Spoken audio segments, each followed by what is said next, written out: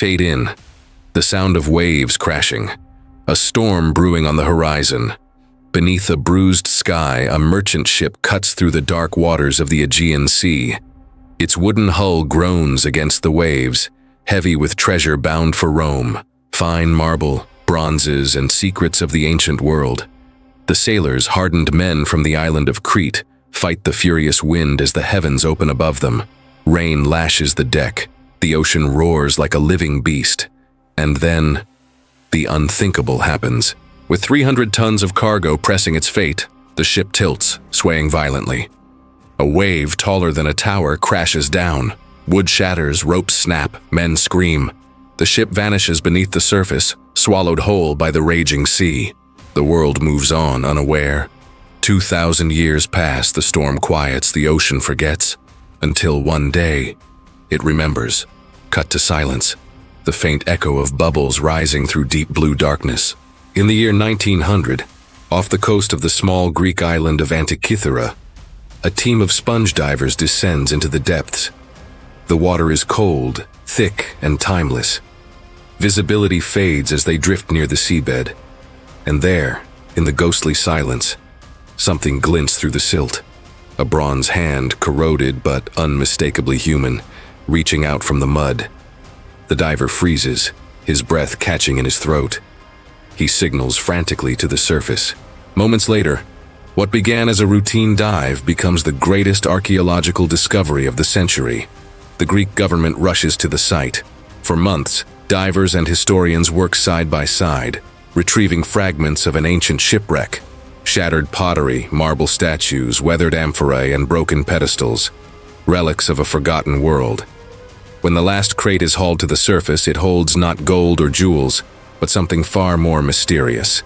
A lump of bronze and wood fused together by time. At first it's ignored, just another fragment among hundreds. But months later, as the salt dries and the bronze cracks open, a glimmer of metal teeth emerges beneath the corrosion. A gear, perfectly shaped, intricate, impossible. The archaeologists stare in disbelief.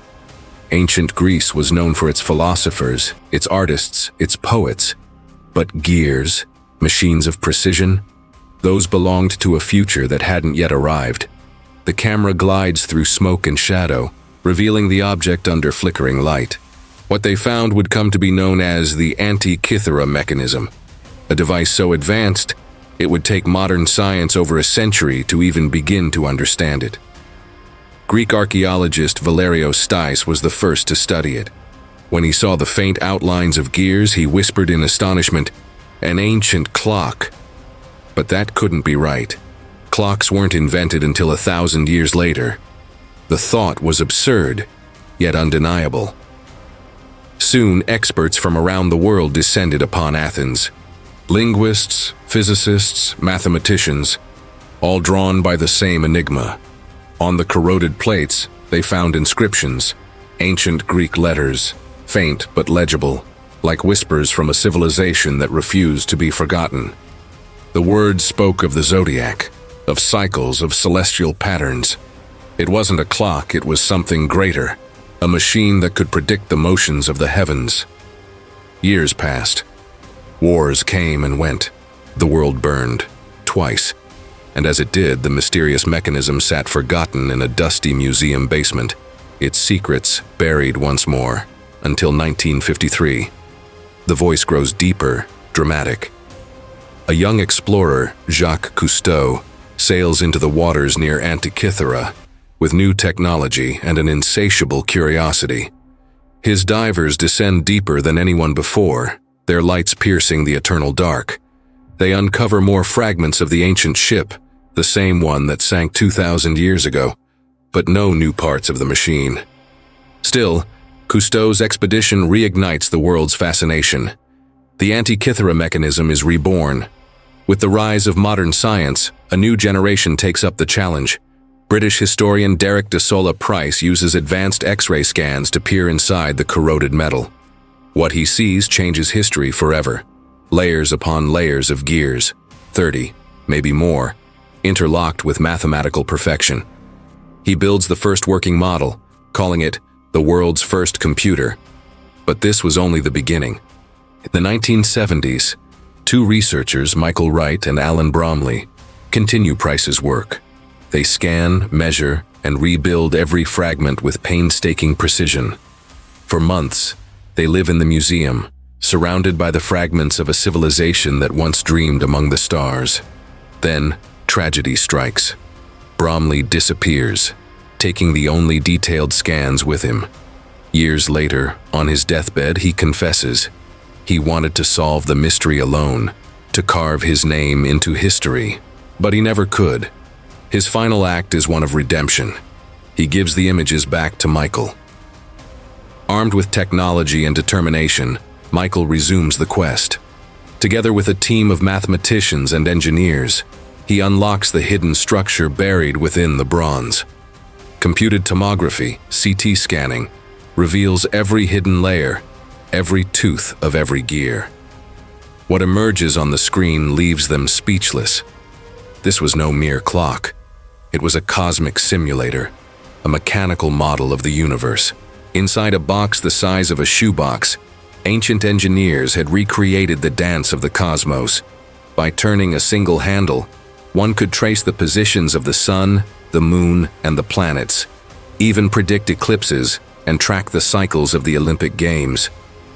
2,000 years before Newton, before Galileo, before the Renaissance itself, someone had built a machine capable of calculating the movements of the heavens. Soft music rises, awe mixed with disbelief. Who built it? No one knows. Some believe it was designed by the legendary Archimedes himself. Others suggest it was a lost work of an unknown genius, a mind centuries ahead of its time. Imagine it. A wealthy Greek nobleman carrying this miraculous device aboard his ship to Rome, eager to impress the scholars of the empire. But fate had other plans. The storm that claimed his life also preserved his treasure, hidden beneath the waves until the world was ready to understand it. The Antikythera Mechanism wasn't perfect. Its gears, though precise, carried tiny flaws, the result of handcrafting without modern tools. Yet even with its imperfections, its accuracy was astonishing. To think that someone over 2 millennia ago had the vision and the skill to build a machine that mirrored the universe itself, it defies belief. For centuries, historians believed the Greeks were dreamers, philosophers lost in thought, not engineers of precision. But this single discovery shattered that illusion. It revealed that the ancients were not just thinkers, they were creators, innovators, visionaries who reached for the stars long before we could touch them. The music swells. Some say the Antikythera Mechanism was a teaching tool. Others say it was a fortune teller for the wealthy. But one thing is certain. It was a miracle of human ingenuity, lost to time and rediscovered by chance. There are even those who whisper that it was not made by human hands at all, that it was left behind by travelers from the stars. But perhaps the truth is far more extraordinary, that human brilliance, even in the dawn of civilization, was capable of building wonders that defied the imagination. The storm that destroyed a ship 2,000 years ago also preserved the legacy of genius. And as we peer into the gears of the Antikythera Mechanism, we are not just looking at a machine. We are staring into the soul of humanity itself, a reminder that even in the ancient world, our ancestors dared to build the impossible. Fade out. The sound of waves again, gentle this time.